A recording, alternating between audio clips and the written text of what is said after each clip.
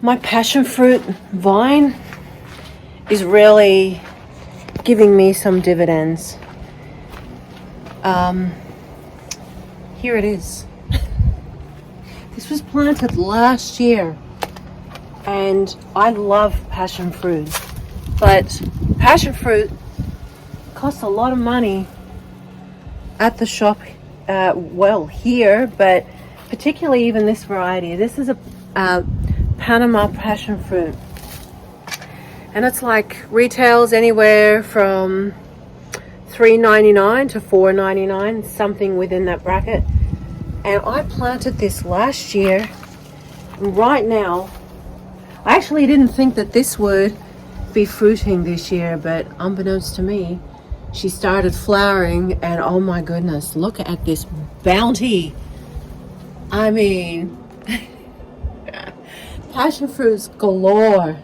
And I've counted roughly over 70 passion fruits. So, and I did the math, and 70 passion fruits, you know, I mean, it's probably more than that. It's probably more around the 85 mark. Times by $3.99 is about, I don't know, $280. I would say roughly a crop here of $300 worth of passion fruits.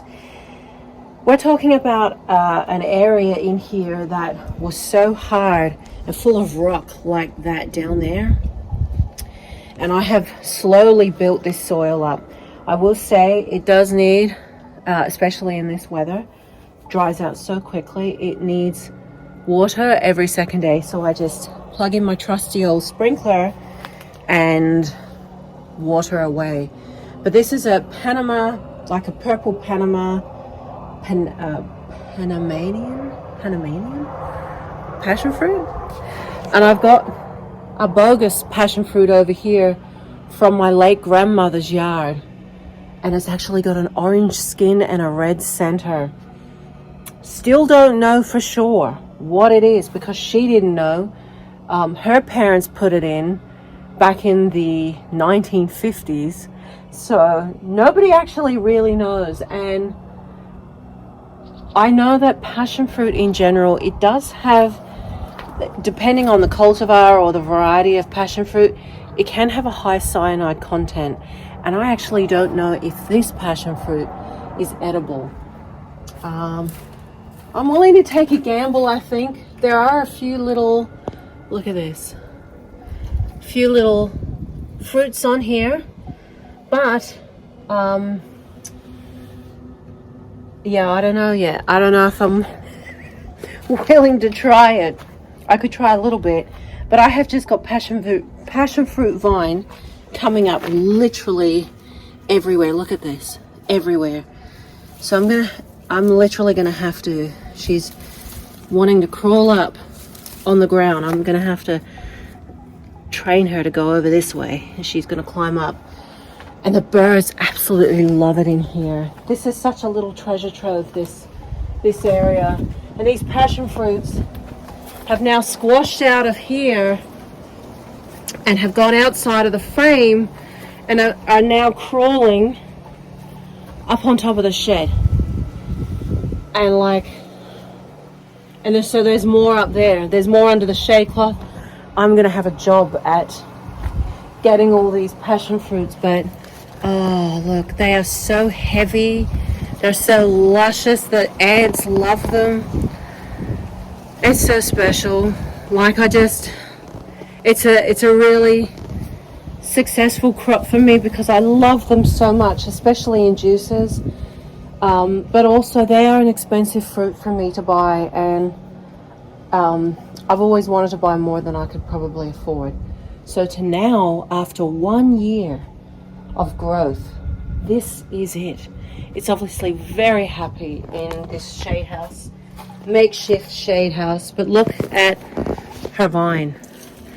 Look at that. 1 year of growth. I mean, she is happy. She is not going nowhere. And I've got another, vine coming up over there.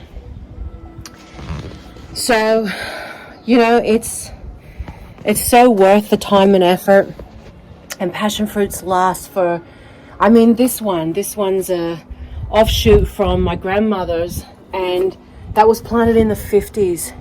So what's that? We're talking, oh my gosh, that's a 70-year-old, almost 80-year-old passion fruit vine. They last for a long time, and they are very hardy. Like, they love the heat. They're just so beautiful. The birds love building nests in them.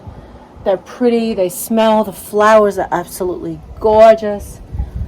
Oh, I feel so blessed and lucky to actually have some beautiful, heavy, luscious passion fruits. It won't be long now. These flowers, oh my gosh, this is so heavy.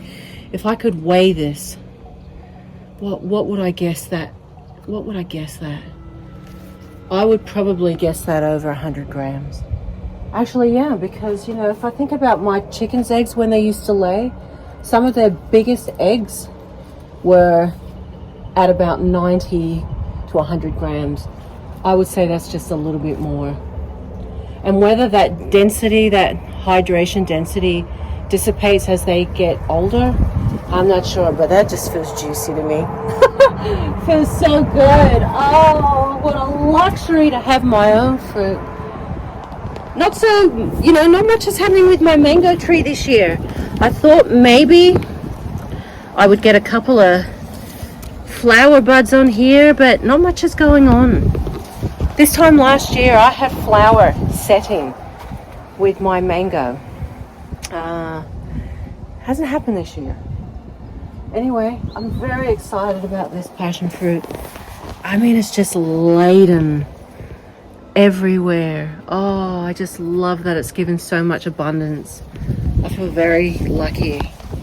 So, you know, the dividends of gardening may not pay off in your first year or your second year, but, you know, eventually they will. But at least with the passion fruit, she has paid off in her first year. I've had to wait with some crops out here in my main garden a couple years. I've been feasting on mulberries every day. I did at least a couple of weeks ago, but they are now finished. But I've just planted a new mulberry, because mulberry goes so well here.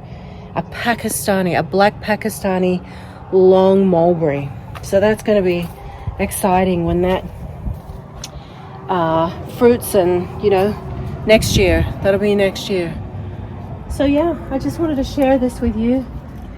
But I'm very much looking forward to eating one of these.